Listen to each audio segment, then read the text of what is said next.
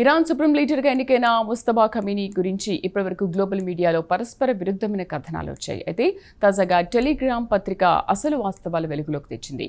గత నెల ఫిబ్రవరి 28న America Israel ఖమీనీ ఇంటిపై బాంబుల వర్షం కురిపించినప్పుడు ఆయన ఎక్కడ ఉంది, ఎలా తప్పించుకుంది వివరాలు వెల్లడించింది. ఆ వివరాలు ఇప్పుడు చూద్దాం.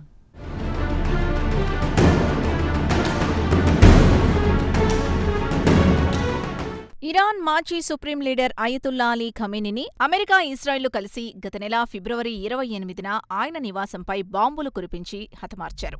అదే సమయంలో ఆయన రెండవ కుమారుడు ముస్తబా ఖమీనీ త్రుటిలో తప్పించుకున్నాడు. అయితే ఈ బాంబు దాడిలో ఖమీనీ కుటుంబం మొత్తం దుర్మరణం పాలైంది.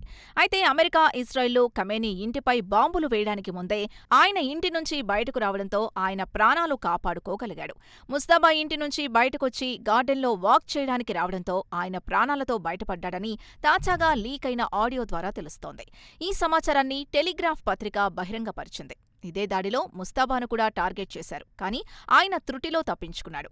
ఈ బాంబు దాడిలో ఆయన తండ్రితో పాటు ఆయన కుటుంబ సభ్యులు, పలువురు ఇస్లామిక్ రిపబ్లిక్ నాయకులు ప్రాణాలు కోల్పోయారు. కాగా ఆయన ఇంటిపై ఫిబ్రవరి 28వ తేదీ ఉదయం 9:32 బ్లూ స్పారో అనే బాలిస్టిక్ మిస్సైల్ని ఇజ్రాయెల్ ప్రయోగించింది.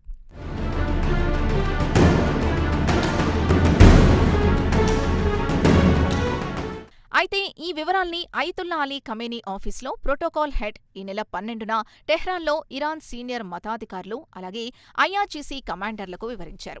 దీనికి సంబంధించిన ఆడియో రికార్డ్ లీక్ అయింది. అది కాస్త టెలిగ్రాఫ్ పత్రికకు అందింది. ఆ రోజు జరిగిన ఘటనను ఆయన వివరించారు. ఇక ఆడియోలో బాంబు దాడిలో ముస్తాబా కుడి కాలుకు గాయమైందని చెప్పారు. అయితే ఈ బాంబు దాడిలో ఆయన భార్య అక్కడికక్కడే ప్రాణాలు వదిలారు. అలాగే ఆయన బావ తల తెగిపడింది. అలాగే ఖమీనీ మిలిటరీ బ్యూరో చీఫ్ మహ్మద్ షిరాజీ దేహం ముక్కలు ముక్కలుగా చిన్నాభిన్నమైంది. కొన్ని కిలోల మాంసం ఆధారంగా హుస్సేనీ అని గుర్తించాల్సి వచ్చిందని తెలిపారు. అతన్ని గుర్తించడానికి కొన్ని కిలోల మాంసం ఉపయోగపడిందని హుస్సేనీ సమావేశంలో వివరించారు.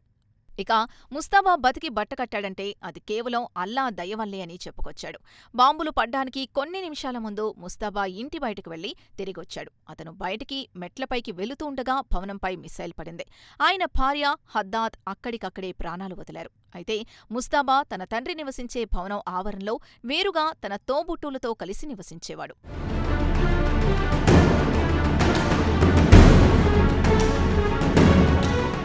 అయితే ఖమీనీ నివసించే భవనం ప్రాంగణంలోనే ఒక హాల్లో ఖమీనీ మతపరమైన ప్రసంగాలు చేసేవారు. ఖమీనీతో సమావేశం కావడానికి సీనియర్ భద్రతా అధికారులు సమావేశం హాల్లో గుమిగూడారు. ఈ సమావేశానికి ఐఆర్జీసీ చీఫ్ మహ్మద్ షాక్పూర్, ఇరాన్ రక్షణ మంత్రి అజీజ్ నాసిర్ జాడే కూడా వచ్చారు. ఇక ఇజ్రాయెల్, అమెరికాలు వారున్న భవనం కాంప్లెక్స్లో వివిధ ప్రాంతాల్లో బాంబుల వర్షం కురిపించారు.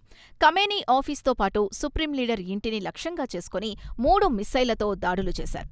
ఇక ముస్తాబా ఇల్లు పై ఫ్లోరుంటే కింద ఆయన బావ మిషాబా అల్ ముదా బగేరీకని, ఆయన సోదరుడు ముస్తఫా, ఆయన భార్య ఉంటారు. వారంతా ప్రాణాలు కోల్పోయారు. అయితే ఇజ్రాయెల్ ప్రయోగించిన మిస్సైల్ మాత్రం అత్యంత శక్తివంతమైంది. అది నేరుగా మిసాబా ఉండే డెన్స్టైర్లోని గదిలోకి చొచ్చుకుపోయింది. దీంతో ఆయన తల తెగిపడింది. ముస్తాఫా ఖమీనీ, ఆయన భార్య సమీపంలోని 3వ ఇంట్లో ఉంటారు. వారు కూడా చిక్కుకుపోయారు. కానీ దుమ్ము ధూళిలో ఇరుక్కుపోయి సురక్షితంగా బయటపడ్డారని హుస్సేనీ ఖమీనీ మృతికి సంబంధించిన వివరాలు మత పెద్దలకు వివరించారు.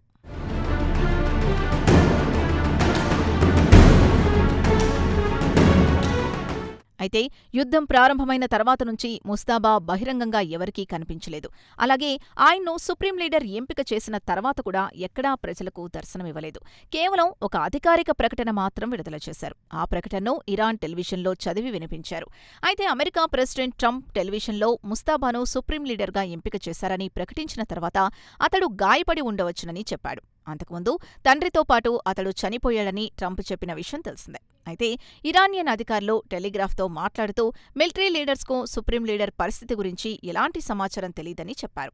అయితే అమెరికా ఇంటెలిజెన్స్ మాత్రం అయతుల్లా అలీ ఖమీనీకి మాత్రం తన రెండవ కుమారుడు ముస్తాబాను సుప్రీం లీడర్గా ఎంపిక చేయడం ఇష్టం లేదని ఇప్పటికే బహిరంగంగా వెల్లడించింది. దీనిపై ఇరాన్కు చెందిన ఉన్నతాధికారి ఒకరు ది టెలిగ్రాఫ్లో మాట్లాడుతూ ఈ విషయం అమెరికా తమకు చెప్పాల్సిన పనే లేదన్నారు. ఇరాన్లో ఉండే ప్రతి ఒక్కరికీ తెలుసు అయతుల్లాకు తన రెండవ కుమారుడు ముస్తాబాను సుప్రీం లీడర్గా చేయడం ఇష్టం లేదని గట్టి కౌంటర్ ఇచ్చారు.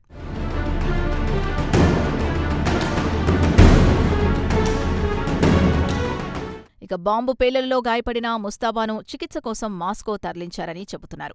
రష్యా ప్రెసిడెంట్ పుతిన్ స్వయంగా ఇరాన్ ప్రెసిడెంట్కు ఫోన్ చేసి ముస్తాబాకు మాస్కోలో చికిత్సకు ఆఫర్ చేశారు. వెంటనే Iran president Masoud Pezeshkian military విమానంలో మాస్కోకు తరలించారని కువైట్కు చెందిన వార్తాపత్రిక అల్ జరీడా వార్తను ప్రచురించింది.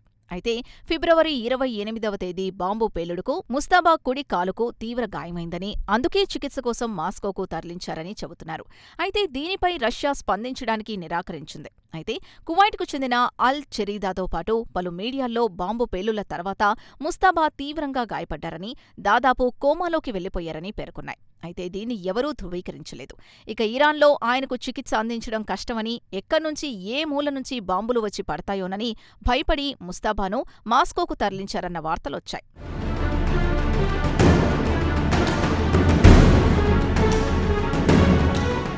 Russia president Vladimir Putin Iran president Masoud పెజెష్కియన్కు ఫోన్ చేసి వెంటనే ముస్తాబాను మాస్కోకి పంపించాలని వ్యక్తిగతంగా కోరాడని Kuwait newspaper Al Jarida ఒక కథనాన్ని ప్రచురించింది. పుతిన్ కాలొచ్చిన వెంటనే ఖమేనీని గురువారం మాస్కోకు మిలిటరీ విమానంలో తరలించారు. అత్యంత కట్టుదిట్టమైన భద్రతతో పాటు రహస్యంగా ముస్తాబాను తరలించారు.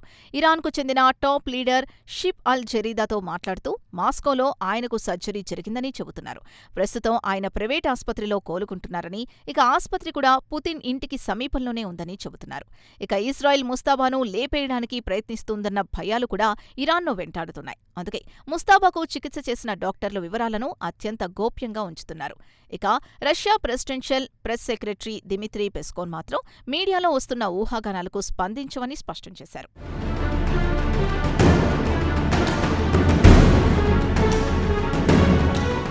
అయితే ముస్తాబా ఖమేనీ ఆరోగ్య పరిస్థితిపై విభిన్న కథనాలు వినిపిస్తున్నాయి.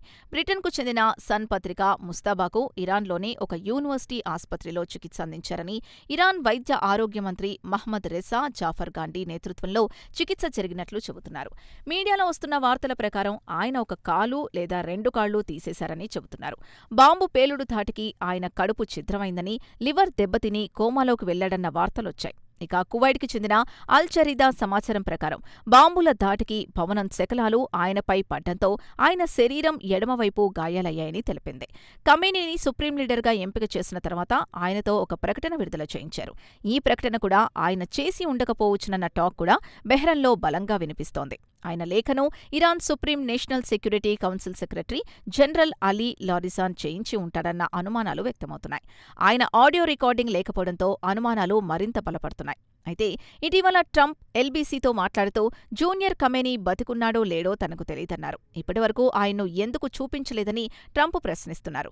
బతికుంటే ఆయన లొంగిపోతే మంచిది, లేదంటే మరోసారి ఆయన్ను లేపేయడానికి ప్రయత్నిస్తామని చెప్పారు. మరి ఇంతకు ముస్తాబా బతికున్నాడా లేదా అనేది తెలియాలంటే ఇరాన్ ప్రభుత్వం చొరవ తీసుకుని ఒక వీడియో విడుదల చేస్తే తప్ప ఈ సస్పెన్షన్కు తెరపడదు. ఇక ఊహాగానాలకు అంతే ఉండదు.